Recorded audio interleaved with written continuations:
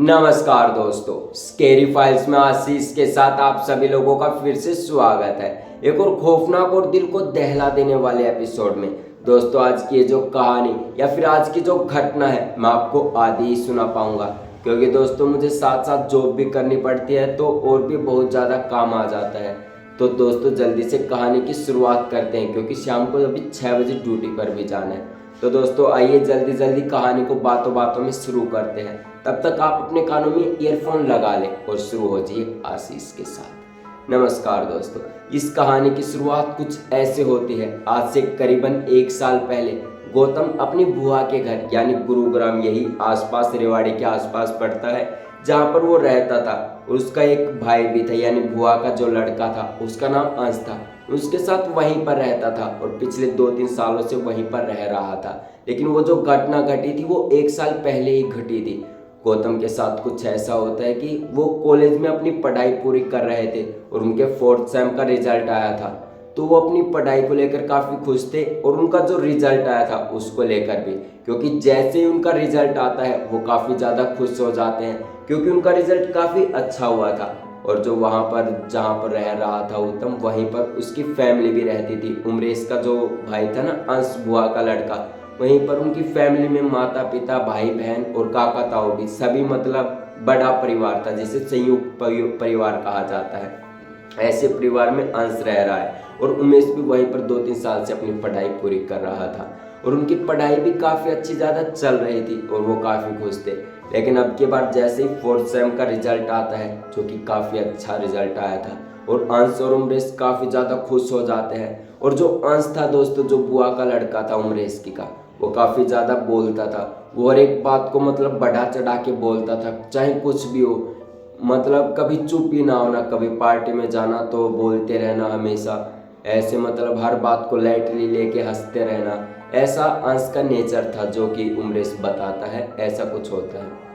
तो उनका जैसे ही 4th सेम का रिजल्ट आता है वो काफ़ी ज़्यादा खुश हो जाते हैं और अपने घर वालों को कहते हैं कि अगले दिन हम पार्टी करने जा रहे हैं मम्मा, हमें शायद रोकना मत, शायद हमें रात को देर भी हो जाए।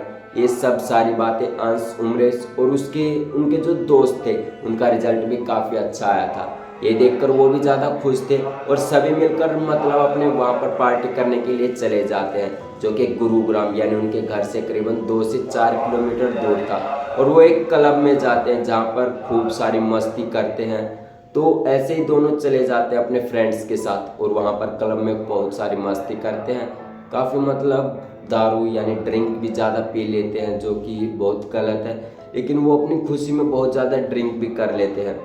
और अपने घर से दोस्तों वो करीबन 3 गाड़ियाँ लेकर निकले थे, यानी जो अंश और उमरेश था वो अपनी अपनी एक गाड़ी लेकर, और एक उनके जो दोस्त थे वो भी अपनी गाड़ी लेकर आए हुए थे।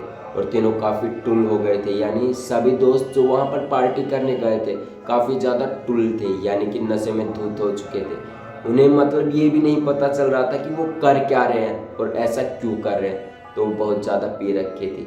तो रात को करीबन 1 बजे का समय हो चुका था और वो वहीं पर ड्रिंक कर रहे थे। पीते पीते उन्हें रात को 1:30 बज चुका था। तभी वो सोचते हैं कि अब हमें घर चलना चाहिए, रात भी बहुत ज़्यादा हो गई है। और दोस्तों मैंने आपको बताया जैसे कि रास्ता ज़्यादा दूर नहीं था, 2 से 3 किलोमीटर का ही था। जैसे कि हम भी नॉर्मली वॉक कर लेते हैं, कभी कभी खाना खाने के बाद जाते हैं घूमने, ऐसे ही वो भी नॉर्मली चलता था। तो वो जैसे ही अपना काम करके यानी पी अपनी ड्रिंक विंक करके निकलते हैं बाहर, तो जो अंश है वो अपनी अंश तो ज़्यादा बोलता है दोस्तों, सॉरी, जो उमरेश है वो अपने दोस्तों के साथ गाड़ी में अपने उमरेश के घर चला जाता है और जो बाकी के दोस्त थे वो दूसरी गाड़ी में चले जाते हैं। और जो अंश होता है जिसके मतलब ज़्यादा नशा हो चुका था, वो अपने फ्रेंड्स के साथ वहीं पर रुक जाता है और कहता है कि भाई तुम भी चले जाओ, और बाकी फ्रेंड्स भी उसके चले जाते हैं। अब अंश के साथ 2 दोस्त और मिलते हैं जो कि उस रास्ते पर चल रहे होते हैं। तो उस रास्ते पर चलते चलते अंश जैसे ही मतलब एक बीच में रास्ता सा पड़ता है जहाँ पर एक दोस्त का घर अलग चला जाता है और एक दोस्त का अलग।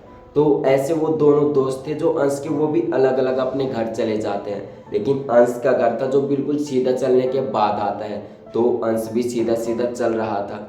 जब अंश का घर आता है उससे पहले बीच में एक चौराहा पड़ता है, जो कि मतलब रात को ऐसे ही अजीब सा लगता है, जहाँ पर 4 राह होते हैं दोस्तों, जहाँ पर यहाँ से आना वहाँ से जाना, ऐसे 2 सीधे राह 2 ऐसे, तो ऐसे 4 राह यानी 4 रास्ते जहाँ पर होते हैं उसे चौराहा बोलते हैं।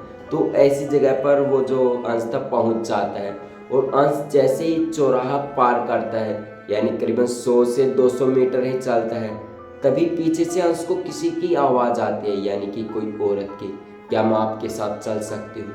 ऐसी कुछ अंश को आवाज़ सुनाई देती है, लेकिन अंश जब पीछे मुड़कर देखता है तो उसे कुछ भी दिखाई नहीं देता। अंश को बस केवल महसूस सा होता है। लेकिन अंश जैसे ही जब 2-4 कदम और चलता है, फिर से अंश को आवाज़ आती है, क्या मैं तुम्हारे साथ चल सकती हूँ। अंश भी अपने ज़्यादा नशे में था, तो उसने भी कहा हाँ चल सकती हो। तो वो जो थी उसके साथ साथ अंश के साथ चली जाती है और अंश अपने मतलब रात को अपने घर पर पहुंच जाता है और वो सो जाता है नॉर्मली। तो उसके साथ कोई भी इंसिडेंट नहीं होता। लेकिन आगे जब रात को अंश के साथ क्या होता है अगले दिन, वो मैं आपको नेक्स्ट पार्ट में बताऊंगा दोस्तों, क्योंकि अभी मुझे थोड़ा सा काम है। तो दोस्तों ऐसी कहानी सुनने के लिए चैनल को सब्सक्राइब करें और दूसरा पार्ट का इंतजार कर रहे हैं तो इसी टाइम इसी समय पे आपको यही दूसरा वो मिल जाएगा पार्ट। तो तब तक के लिए जय हिंद दोस्तों।